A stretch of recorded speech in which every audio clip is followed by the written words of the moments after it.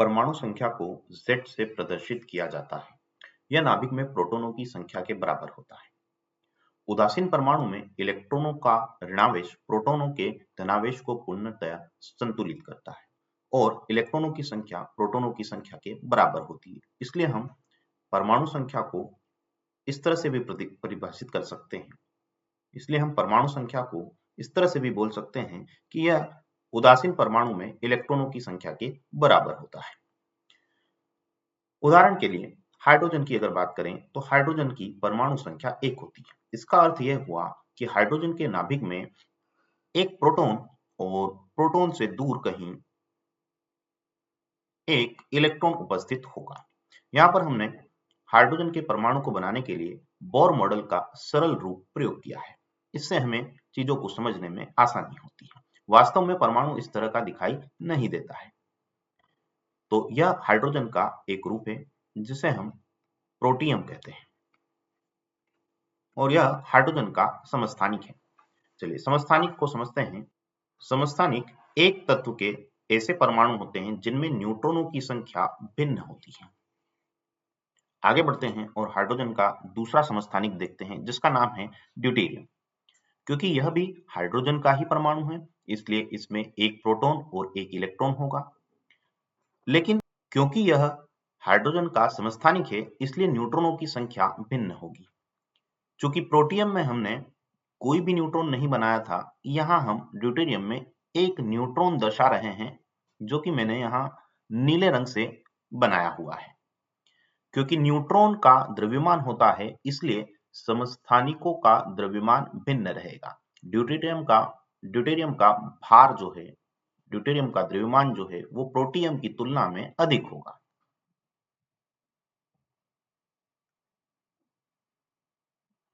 Hydrogen के आखिरी समस्थानिक की बात करते हैं जिसका नाम है ट्राइटियम। एक प्रोटॉन और एक इलेक्ट्रॉन उपस्थित है और यहाँ हमने 2 न्यूट्रॉन बनाए हैं। यह बहुत महत्वपूर्ण है कि तीनों समस्थानिक में प्रोटॉनों की संख्या 1 है। क्योंकि सभी हाइड्रोजन के तत्व है इसलिए प्रोटॉनों की संख्या समान होनी चाहिए। अब भिन्न समस्थानिकों को किस तरह से पहचाना जाता है, तो इसके लिए हम कुछ प्रतीकों का प्रयोग करते हैं।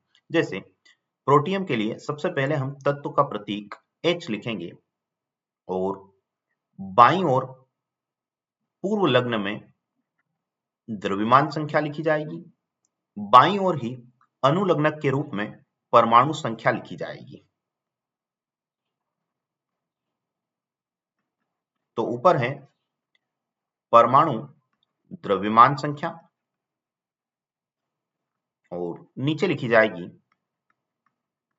परमाणु संख्या। क्योंकि परमाणु संख्या प्रोटॉनों की संख्या के बराबर होती है इसलिए प्रोटियम के लिए परमाणु संख्या 1 और द्रव्यमान संख्या की हम बात करते हैं। द्रव्यमान संख्या प्रोटॉनों की संख्या और न्यूट्रॉनों की संख्या के योग के बराबर होती है। तो आप देख सकते हैं प्रोटियम में 1 प्रोटॉन और 0 न्यूट्रॉन है इसलिए प्रोटियम के लिए द्रव्यमान संख्या भी 1 होगी। ड्यूटेरियम के लिए परमाणु संख्या 1 क्योंकि हाइड्रोजन का ही समस्थानिक है, प्रोटॉनों की संख्या 1 है। द्रव्यमान संख्या की बात करें तो 1 प्रोटॉन और 1 न्यूट्रॉन, तो द्रव्यमान संख्या 2 हो जाएगी। इसी तरह से ट्राइटियम के लिए द्रव्यमान संख्या 3 होगी। अब कुछ उदाहरण से हम चीजों को समझते हैं। सबसे पहले कार्बन 12 और 6 यहां पर दिया हुआ है।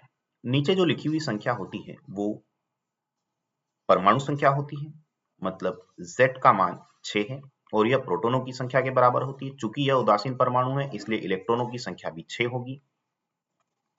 द्रव्यमान संख्या A बराबर परमाणु संख्या प्लस न्यूट्रॉनों की संख्या।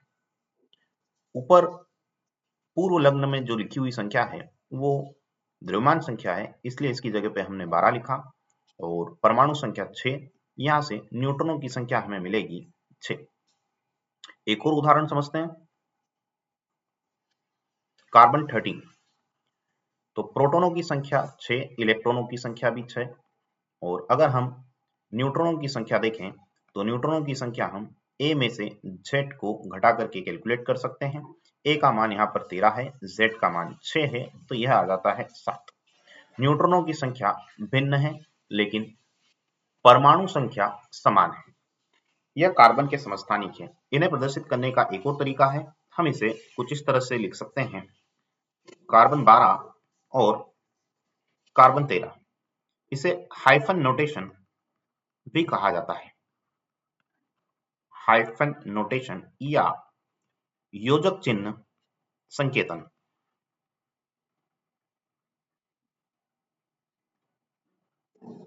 एक और उदाहरण की बात करते हैं, यूरेनियम 235 एंड 92।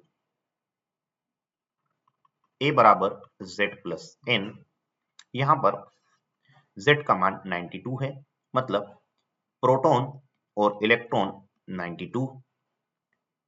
न्यूट्रॉनों की संख्या कैलकुलेट करने के लिए ऊपर वाली संख्या में से हम नीचे वाली संख्या को घटा देंगे, मतलब 235 में से 92 को घटाने पर हमें प्राप्त होगा 143।